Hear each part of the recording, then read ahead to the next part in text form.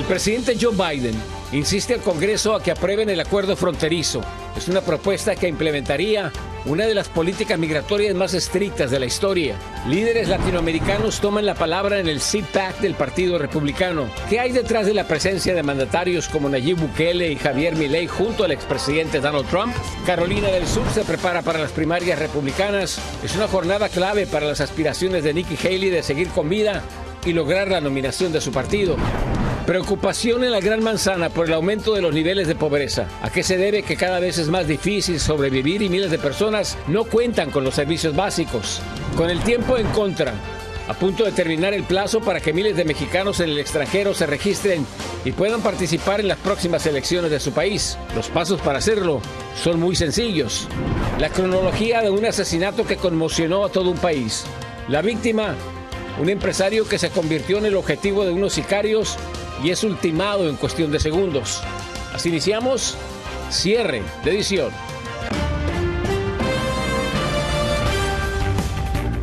Muy buenas noches, bienvenidos a su noticiero nacional cierre de edición. Les informa José Armando Ronstadt. Este viernes el presidente Joe Biden se reunió con varios gobernadores para hablar sobre algunos temas, incluyendo la crisis humanitaria y la falta de voluntad para reparar el sistema migratorio. El primer mandatario instó a los líderes estatales a presionar al Congreso para que aprueben el más reciente acuerdo bipartidista sobre la frontera. Dayanis López nos tiene los últimos detalles. Buenas noches, Dayanis. Muy buenas noches, José. Esta petición del mandatario llega unos días después de que salieran a la luz que se consideran usar el poder ejecutivo para restringir el asilo y acelerar las deportaciones. Ahora bien, mientras el tiempo y los fondos para la seguridad fronteriza se agotan y la mayoría de políticos no muestra el interés para solucionar la crisis en la frontera. Este viernes, como cada año, un grupo de gobernadores republicanos y demócratas se reunieron en la Casa Blanca con el mandatario Joe Biden para discutir varios temas que impactan a la nación. Entre estos, el asunto migratorio, a lo que el presidente Biden señaló que con el tiempo las leyes y los recursos no siguen el ritmo del sistema migratorio y esto no funciona, específicamente porque el Congreso no lo soluciona. Así que pidió a los gobernadores presentes que presionen a la Cámara Baja a aprobar el acuerdo bipartidista más razonable para asegurar la frontera sur, que recientemente no obtuvo el respaldo republicano. This is a problem that governors can't solve, although we're trying as much as we can. This really is on the federal government. There's some disagreement on how much the president can do and can't do, and I push back on the president on that. But I think there's also general consensus that the Congress does have to do something. What we don't want is people who don't qualify clogging up that system and causing 6-7 year delays for those who have legitimate legal ability to be here. So that's really been a focus of the discussion between Republicans and Democrats in Congress. Recientemente salió a la luz que debido a la falta de acción republicana en el Congreso, la Casa Blanca considera una orden ejecutiva para limitar, restringir asilos, así como acelerar las deportaciones de indocumentados. Y precisamente mientras se llevaba a cabo esta reunión en Washington, D.C., en San Isidro, California, decenas de migrantes de varias nacionalidades eran liberados en la calle por la patrulla fronteriza después de ser procesados y aparentemente por la falta de espacio y recursos para brindarles más ayuda. Muchos con poco o con nada de dinero, alimentos o incluso sin conocer el sistema, estaban tratando de ser orientados por agentes o voluntarios para tomar taxis o recibir un ride gratis hacia el aeropuerto o una parada de autobuses para dirigirse con algún familiar, amistad o conocido en otros estados. Necesitamos fortalecer el procesamiento de los aplicantes para el asilo político, gastar el dinero necesario para los oficiales que oigan los casos y deciden quién tiene buen caso y quién no. Y el futuro de los miles de migrantes que llegan a Estados Unidos es de mucha incertidumbre, ya que un proceso de asilo o conseguir o recibir el permiso de trabajo toma meses o años. Y esto se complica aún más cuando el programa de refugio y servicios no ha recibido apoyo financiero adicional desde finales de 2023. José. Gracias, buenas noches, Dayanis. En Texas, varias organizaciones pro-inmigrantes lanzaron una campaña llamada Conoce tus derechos para preparar a los residentes del estado sobre la entrada en vigor de la segunda parte de la ley antimigrante SB4. ¿En qué consiste? Vamos a Dallas. David Medina nos informa. A poco más de 10 días para que entre en vigor la ley SB4 en Texas, que da autoridad a los policías locales y estatales de arrestar a inmigrantes, organizaciones lanzan campaña Conozca sus derechos.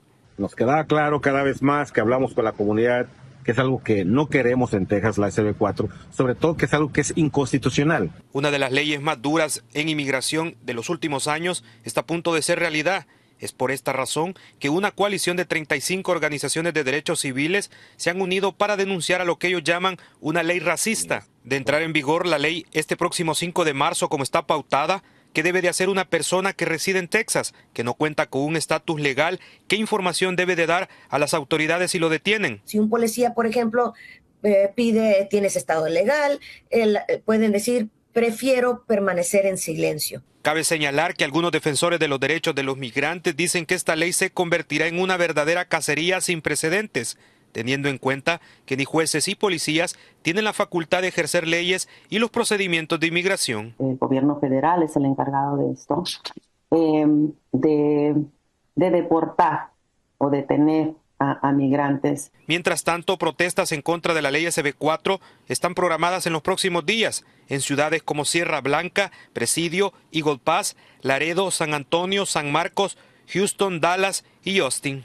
Por ahora, la entrada en vigor de la ley SB4 se encuentra en un limbo, después de que el Departamento de Justicia entabló una demanda ante esta junto con la Unión Americana de Libertades Civiles. Un juez federal en Austin tomará la decisión si entra o no el próximo 5 de marzo. Desde Dallas, Texas, para Noticias Estrella TV, David Medina. Este viernes el obispo y líder de un refugio migrante en la frontera de Texas respondió a una demanda fiscal que busca cerrarlo. El obispo Mark K. Seitz expresó su descontento contra el fiscal tejano Ken Paxton por su intento de cerrar el refugio conocido como la Casa de la Anunciación, que lleva 46 años prestando servicio a la comunidad de El Paso. We are now witnessing an escalating campaign of intimidation, fear, and dehumanization in the state of Texas, one characterized by barbed wire, harsh new laws penalizing the act of seeking safety at our border, and the targeting of those who would offer aid as a response of faith. El refugio entabló una demanda que busca evitar que el fiscal se involucre en su labor altruista, ya que advierten que cumplir con su objetivo podría atacar cualquier entidad que preste atención a los migrantes. En Sonora, en la República Mexicana, las autoridades han rescatado a 101 migrantes guatemaltecos que fueron abandonados en una casa. Según el informe, entre las personas rescatadas se encontraban 11 menores de edad no acompañados, 12 familias con niños pequeños integradas por 27 personas, además de 9 mujeres adultas, 54 hombres. El hallazgo pudo darse después de una denuncia anónima. Y este viernes el presidente de El Salvador fue recibido como una estrella en la conferencia política conservadora conocida como CPAC. Como era de esperarse, su intervención desató decenas de críticas. Alfredo Miranda desde Washington nos tiene reacciones. La Conferencia de Acción Política Conservadora, CPAC por su sigla en inglés, recibió entre sus oradores al presidente de El Salvador, Nayib Bukele, quien dijera que en su país las pandillas se habían convertido en un cáncer que parecía incurable. Ya estamos viendo los síntomas en los Estados Unidos, grandes ciudades en declive como Baltimore, Portland, Nueva York, por mencionar solo algunas. Lugares para el crimen y las drogas se han convertido en una norma incluso aceptada y promovida por el gobierno. La conferencia conservadora, dominada por la extrema derecha del Partido Republicano, también ha invitado al presidente Javier Milei, considerado por muchos como el Trump de la Argentina. La estrategia sería convencer a los republicanos de que los autoritarios son geniales. Se están valiendo de las opiniones de Bukele, de Milei, de presidente de Argentina, de otros, para avanzar su aspiración a que el expresidente Donald Trump sea beneficiado por el voto y lo reelijamos el próximo noviembre. Claramente en su discurso, Bukele dejó entrever que Trump sería víctima de persecución política al afirmar que en El Salvador no utilizan el sistema judicial para ese propósito. En El Salvador no utilizamos el sistema judicial para perseguir a nuestros oponentes políticos. Una práctica que podría sonarles familiar, pero no hacemos eso allá. Entonces, ¿quién es el dictador? En la conferencia están participando extremistas con ideas dictatoriales, alineadas a Donald Trump, tal el caso del activista de ultraderecha Jack Posobiec, cuyo objetivo es acabar con la democracia. Welcome to the end of democracy. We're here to overthrow it completely. We didn't get all the way there on January 6th, but we will endeavor to get rid of it and replace it with this right here. We'll replace it with this right here. Amen. El presidente Biden había advertido que en estas elecciones la democracia está en juego. Lo que está ocurriendo en el CPAC en este momento le da la razón al presidente Biden de que en las elecciones de noviembre la democracia está en juego. Nayib Bukele, sin mencionar los nombres de Donald Trump o Joe Biden, dijo que el próximo presidente de Estados Unidos debe identificar y combatir a las fuerzas oscuras que conspiran en su contra. Desde Washington, Alfredo Miranda, Noticias Estrella TV. Y mientras que el presidente Nayib Bukele participaba en la convención conservadora en Washington, D.C., El Salvador reportó más de 1,000 menores de edad capturados y condenados por pertenecer aparentemente a grupos criminales. Algunos se enfrentarían hasta 20 años de prisión. Walter Peñate, desde El Salvador, nos tiene toda la información. 20 años en prisión es la pena que se ha impuesto a más de 1,065 menores de edad que han presumido en redes sociales y se les ha comprobado su relación con grupos terroristas, según lo dio a conocer el ministro de Justicia y Seguridad Pública, Gustavo Villatoro. Un menor de edad entre los 12 y los 18 años va a responder con penas de prisión de hasta 20 años, que casualmente es la pena mínima. El Gabinete de Seguridad de El Salvador dio a conocer los pormenores luego que varios jóvenes estudiantes fueran detenidos por manifestarse con señales alusivas a pandillas en una escuela de Chalatenango y que fueran denunciados en redes sociales. Se ubicaron a 6 menores en un centro escolar de Chalatenango. Estos menores, de conformidad a las reformas de la Ley Penal Juvenil, han sido puestos a disposición de la Fiscalía General de la República. El ministro de Defensa, René Francis Merino Monroy, hace alusión que la población está colaborando para que quienes infrinjan la ley sean puestos en manos de la justicia. El país ha avanzado tanto en materia de seguridad que la población misma ya no tolera y no quiere regresar y volver a vivir lo que se vivió. Las autoridades de seguridad han advertido a los centros educativos, tanto públicos como privados, que van a monitorearlos para que pandilleros no contaminen a los estudiantes honrados. Desde Santa Ana, El Salvador, Walter Peñate, Noticias Estrella TV. Vamos a una pausa comercial, regresamos con mucha más información. Está que arde la contienda republicana a la presidencia. Donald Trump y Nikki Haley se van a medir nuevamente en Carolina del Sur. Y aumenta la pobreza en la ciudad de Nueva York, la comunidad latina, una de las más golpeadas. Hay conmoción en Colombia por el asesinato de un empresario a manos de sicarios. Detalles e imágenes al regresar de la pausa.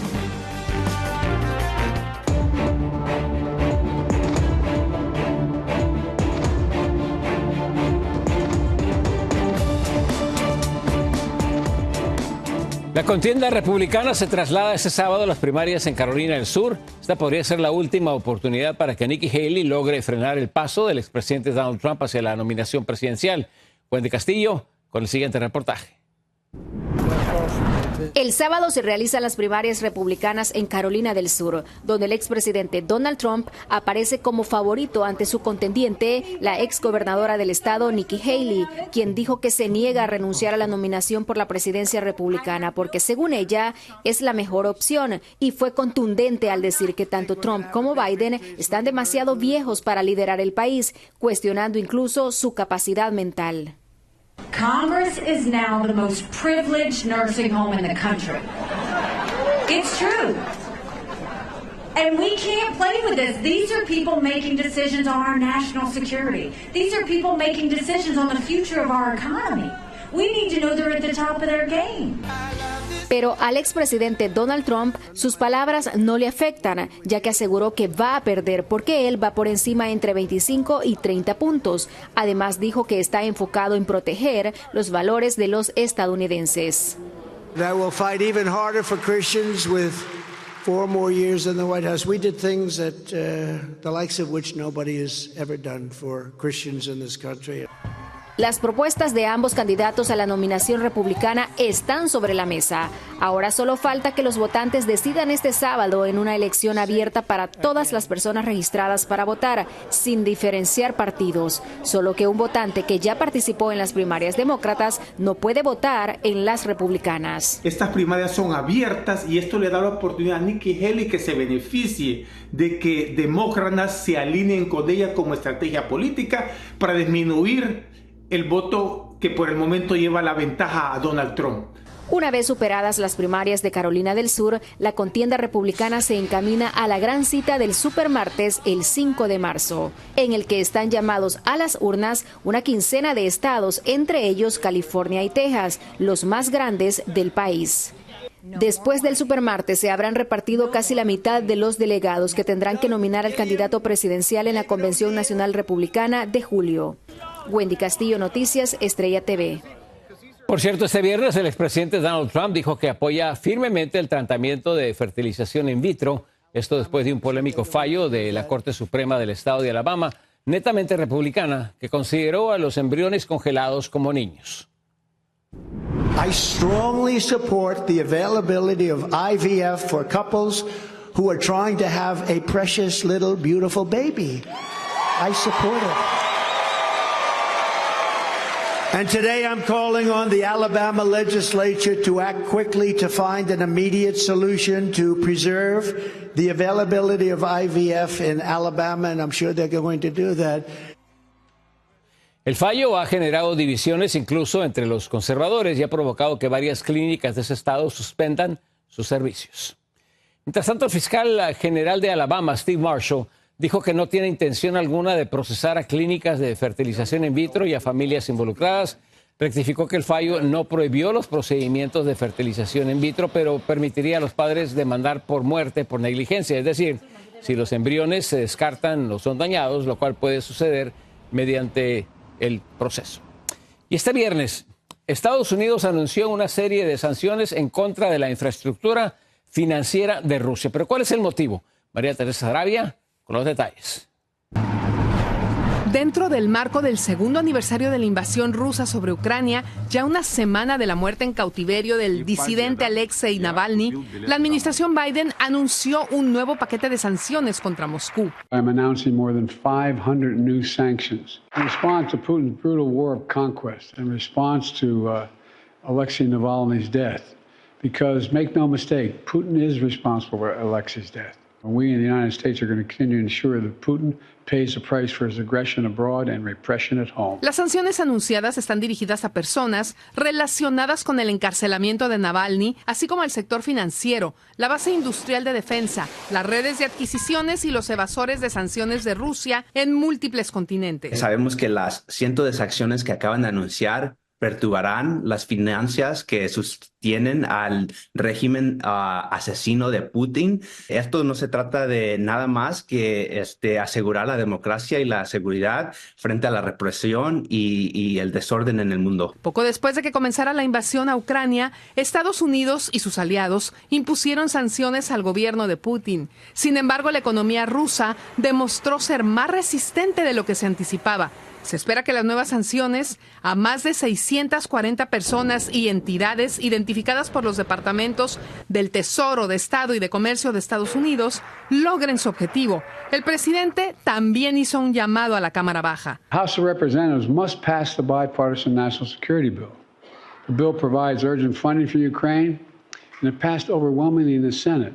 And there's no question, none. If the Speaker called for a vote in the House, it would pass easily today. Instead, they went on vacation.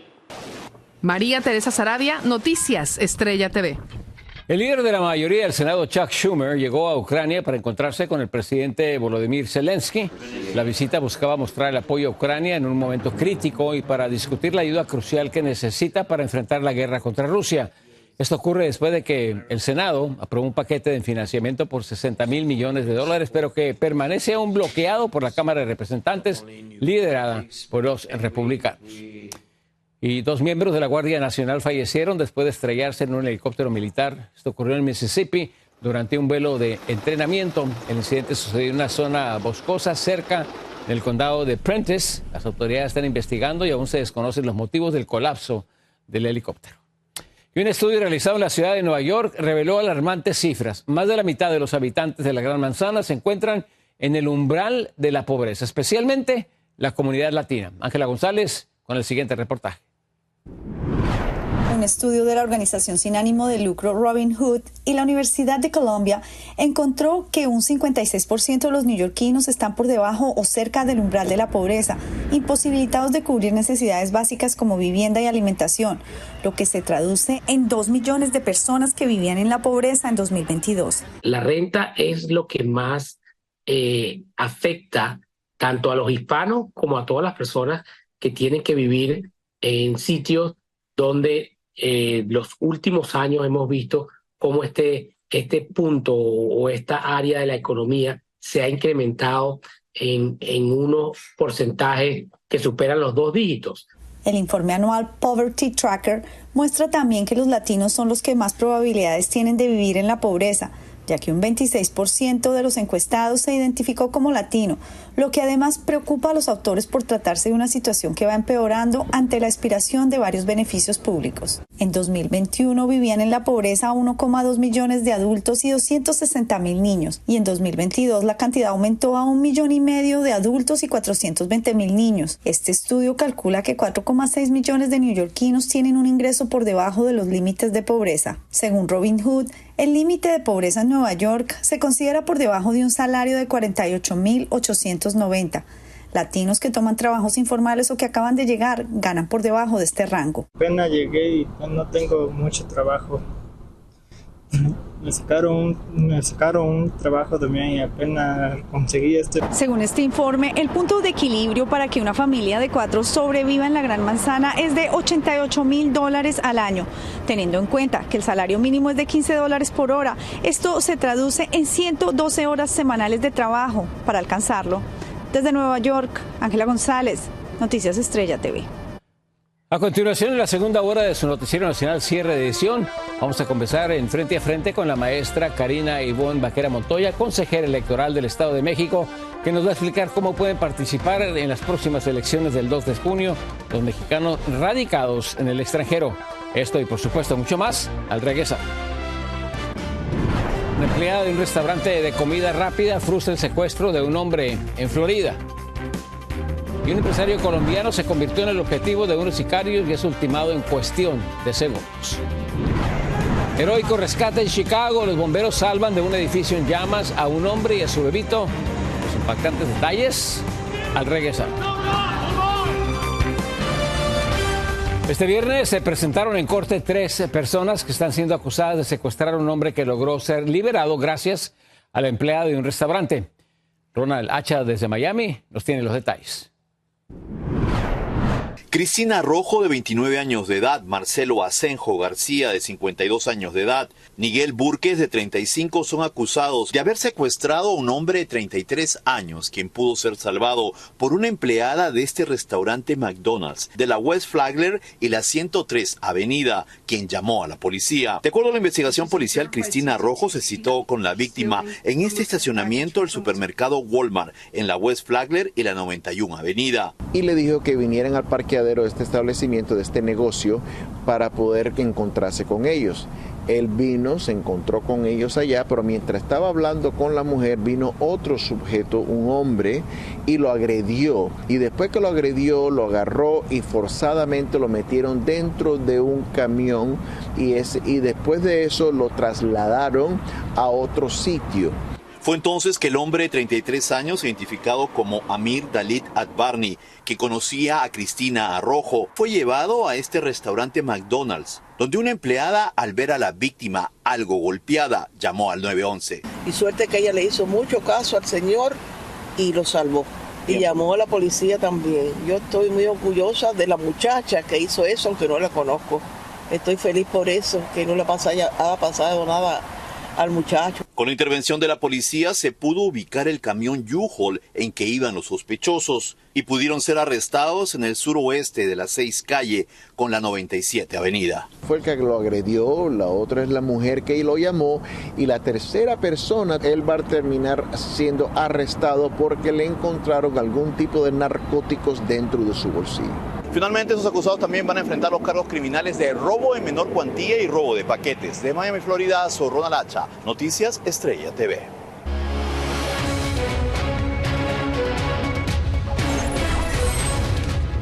Número 5 en nuestro diario Conteo Latinoamericano. El próximo 2 de junio, México va a celebrar una histórica jornada electoral y los mexicanos que viven en el extranjero y desean votar podrán hacerlo, pero deben apurarse porque el plazo está por vencerse.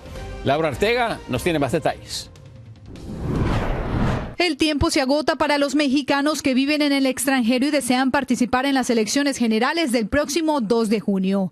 El plazo para registrarse se vence este domingo 25 de febrero y para que no se quede por fuera de la gran jornada electoral, el registro es muy fácil de hacer. Solo debe ingresar a votoextranjero.mx, llenar el formulario y tener a la mano su credencial vigente.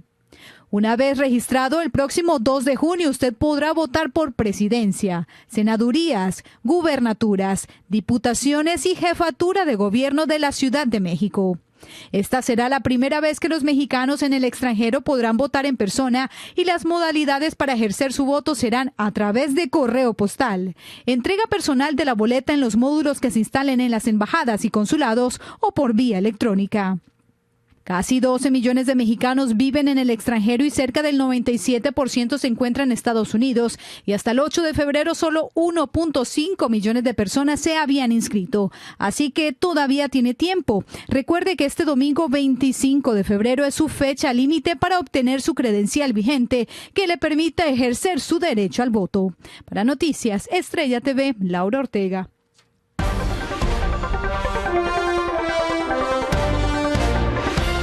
Para hablar más sobre este tema, en Frente a Frente nos acompaña la maestra Karina Ivonne Vaquera Montoya y es consejera del Instituto Estatal Electoral del Estado de México. Karina, muy buenas noches, gracias por acompañarnos. José Armando, buenas noches a ti y por supuesto a todo el auditorio que nos está viendo. Bueno, ya escuchamos algunas de las recomendaciones que en el reportaje anterior, sin embargo, ¿qué es lo que nos falta decir o cómo podemos convencer a que voten? Porque hay muchos mexicanos que pueden hacerlo y no lo hacen. Sí, es cierto, hay un número muy importante que se ha entregado de ya credenciales para votar que han sido tramitadas tanto en México como también en el extranjero. Y lo que les podemos decir es que hay una boleta disponible para todos y cada uno de ellos, que no se queden con esta posibilidad de poder ejercer un derecho, que hay mexicanos y mexiquenses, que hay ya un número importante de primera, segunda, tercera y más generaciones, y que es una conquista, a José Armando, lo que se ha hecho. Entonces, hay esta posibilidad. 25 se amplió incluso el plazo para que ellos puedan votar, votoextranjero.mx, como bien se refería. Es importante tener su credencial activa y decir que si no logran ellos pues hacerlo este 25 de febrero, podrán acudir a los consulados. Habrá 23 consulados en todo el mundo, 20 en Estados Unidos. Esto es algo muy importante. Y en el caso de los mexiquenses, si nos están viendo y escuchando, decirles que por primera ocasión van a poder ellos votar para incidir en las diputaciones de representación proporcional. Esto es algo inédito, es algo nuevo, es una conquista que se ha hecho y que es importante que puedan participar. ¿Pero qué seguridad tiene, por ejemplo, los que vayan a votar por primera vez por correo?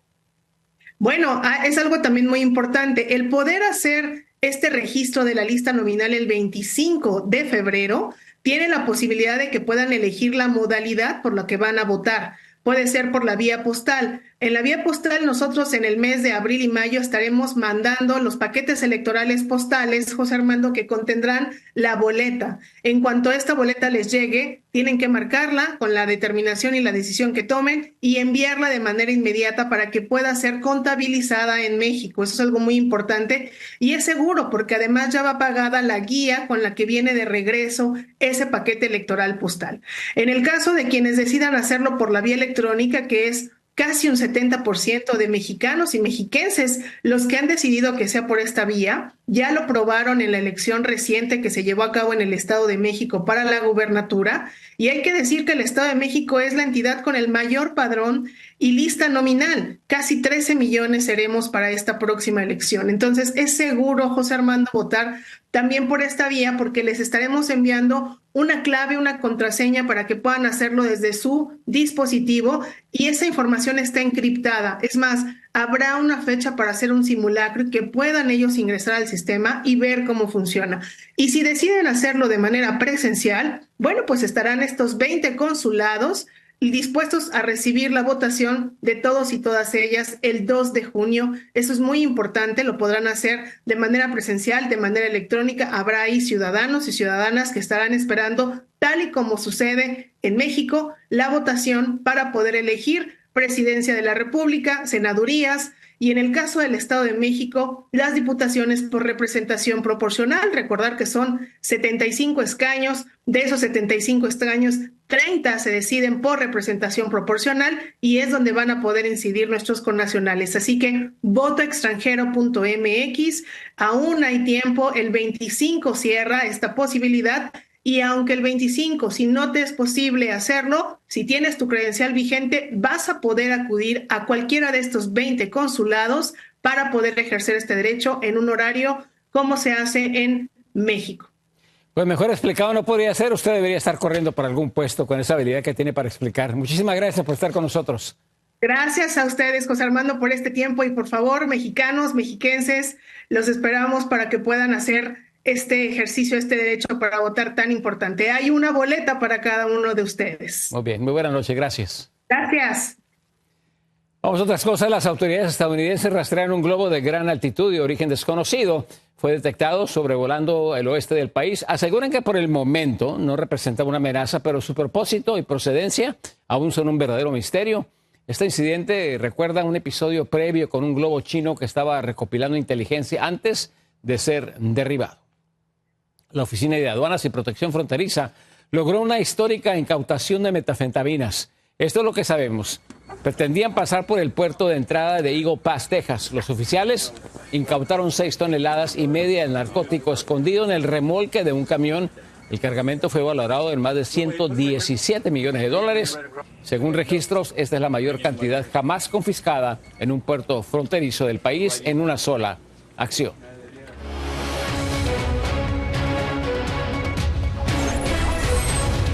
Número 4, en nuestro diario Conteo Latinoamericano. En Río de Janeiro, Brasil, comenzó la vacunación de niños contra el dengue.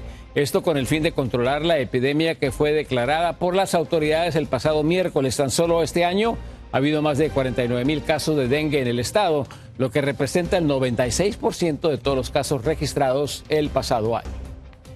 Más información al regresar en esta media hora de cierre de edición. La cronología de un asesinato que conmocionó a Colombia. Sicarios ultiman a un empresario en cuestión de segundos. Imágenes y detalles al regresar. Y un peligroso enfrentamiento entre oficiales y un sospechoso termina de forma inesperada. En Colombia, el asesinato de un empresario ha causado conmoción por la precisión con la que actuaron los sicarios, que en solo segundos ultimaron a su víctima, y todo fue captado por la cámara de seguridad. Desde Bogotá, Carolina Gómez nos tiene el siguiente informe. Eran las 7:27 de la mañana cuando Roberto Franco llegó a su oficina ubicada en el Parque de la 93, zona financiera de Bogotá. 3 segundos después aparece un hombre que se filtra a toda velocidad y le dispara con silenciador. Sale nuevamente y dispara esta vez al conductor, huyendo milimétricamente en el pequeño espacio que aún le falta a la puerta para cerrarse, mientras que su víctima, incrédulo y herido, alcanza a contactar a alguien antes de caer muerto en la recepción. La víctima es un ciudadano que trabajaba en la parte de asesorías de empresas. El día de hoy tenía una cita para poner en conocimiento unas irregularidades. El escolta y conductor alcanza a disparar, pero no a salir detrás del asesino, aunque su reacción sí alertó a otro guardaespaldas que se encontraba en la zona y que persiguió al sicario, quien se sube en una moto conducida por Giancarlo Bermúdez, de 26 años, pero no les funcionó. Y ante esa situación de que no se logró prender la moto, el sicario se baja de ese vehículo e inmediatamente después se aproxima hacia un civil que se moviliza en una motocicleta y emprenden la huida. Y Bermúdez queda ahí y es herido por el escolta del exterior 2 veces en la pierna, quedando indefenso y aprendido. Aún así, en la audiencia de legalización de captura se declaró inocente ante el juez por los delitos de homicidio agravado, porte ilegal de armas y robo, ya que la moto era hurtada. No, señor juez, yo no acepto los cargos que me fueron imputados. Las autoridades continúan buscando al sicario. Dicen que hay videos de cámaras de seguridad donde se puede identificar plenamente, pero este caso al parecer es tan solo la punta del iceberg, pues en los pocos días del 2024 ya van 137 víctimas en este mismo tipo de modalidad. Una cifra preocupante para el país. En Bogotá, Colombia, Carolina Gómez para Noticias Estrella TV. A continuación, las noticias y las imágenes más impactantes del día de hoy con Laura Ortega. Laura. Hola José Armando, muy buenas noches y vamos con las noticias que están dando de qué hablar. La policía de Los Ángeles, California, publicó un impactante video que muestra un tiroteo en una torre de apartamentos. El hombre abre la puerta para disparar a los oficiales, quienes le disparan de vuelta sin herirlo. Después del breve enfrentamiento, el hombre se entregó. Y según los investigadores, el arma usada por el criminal era solo un lanzador de proyectiles capaz de disparar bolas de goma de calibre 50. Y en Chicago, los bomberos llevaron a cabo un heroico rescate luego de que se incendiara un edificio de apartamentos. Un hombre con un bebé en brazos pedía ayuda desde una ventana llena de humo. Afortunadamente, entre los bomberos lograron rescatar con vida a estas personas. En total, 7 fueron trasladadas de urgencia al hospital, además del bebé que se encuentra en estado crítico. Y en China, más de 100 autos quedaron apilados luego de que un accidente en la carretera congelada causara un efecto dominó. Hay varias personas heridas, 3 de ellos de gravedad. El servicio meteorológico advirtió tomar medidas por el clima extremo registrado en el país asiático, que ya ha afectado a todos los servicios de transporte. En Estonia, un deportista extremo se deslizó por la cuerda floja a través de una cascada congelada. Escuchen esto, usando solo sus calcetines. Jan Rus logró una hazaña única usando 5 pares de calcetines, alcanzando una velocidad de casi 14 millas por hora a más de 100 pies de altura. Estas fueron las noticias más impactantes del día. Feliz fin de semana.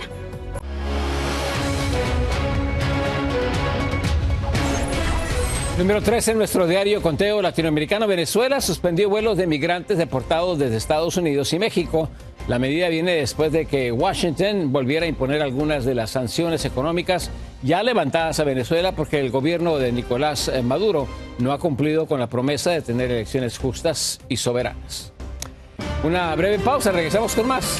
Sigan con nosotros. Guatemaltecos se preparan para recibir la Semana Santa con coloridas alfombras. Y el presidente Javier Milei recibe en Argentina al secretario de Estado Antony Blinken. Detalles de esta reunión en cuestión de segundos. La histórica ciudad de Antigua, en Guatemala, se ha cubierto de coloridas alfombras fabricadas con acerrín y que son parte fundamental de las celebraciones de la Cuaresma y la Semana Santa. José Flores nos tiene toda la historia. Una exposición de coloridas alfombras que se elaboran para adornar el paso de las procesiones, así como también cuadros, imágenes y fotos, están a disposición de cientos de feligreses católicos y de turistas que empiezan a vivir la celebración de la Semana Santa en la Antigua Guatemala. Un gran arte el que tienen estas personas. Estaba viendo yo que él, pues cómo se comporta, ¿verdad? Tiene que tener una gran paciencia y me imagino que va a quedar un diseño muy excelente. Las personas pudieron apreciar las estupendas alfombras que se han ubicado en varios templos de la ciudad colonial, que se elaboran delicadamente con acerrín y se adornan con pan, frutas y verduras. Muy bien hechas, muy elaboradas, muy dedicadas a la gente, las personas que se dedican a esto. Enrique decidió elaborar una de las coloridas alfombras en una de las iglesias para pedirle a Dios que cure a su papá del cáncer. Por la salud de mi papá, que tiene cáncer, que sane a mis padres, a mi papá más que todo, y que le dé fuerzas a mi mamá a seguir adelante. Jorge acudió a la exposición de alfombras para recordar el legado que le dejó su padre. Pues mi padre, pues desde antes que yo naciera venía con mi madre aquí. Ellos ahorita ya fallecieron, pero ellos me dejaron la tradición. Con la elaboración de estas coloridas alfombras, flores, música especial y cuadros, los guatemaltecos empiezan a celebrar la Semana Santa, una de las épocas más importantes en la comunidad católica de este país. En Guatemala, José Flores, Noticias Estrella TV.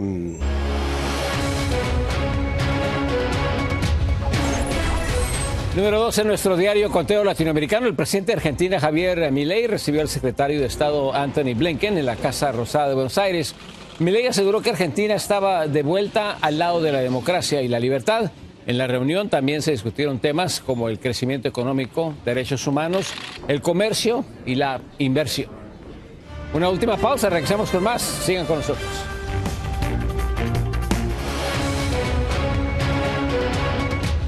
Número 1 en nuestro diario Conteo Latinoamericano. Las torrenciales lluvias causaron estragos en regiones del sur de Perú. Cientos de pobladores se encuentran desplazados luego de que los fuertes aguaceros dañaran e inundaran sus viviendas, además de causar derrumbes y ríos desbordados. El Servicio Meteorológico pronosticó que las lluvias van a continuar durante el fin de semana.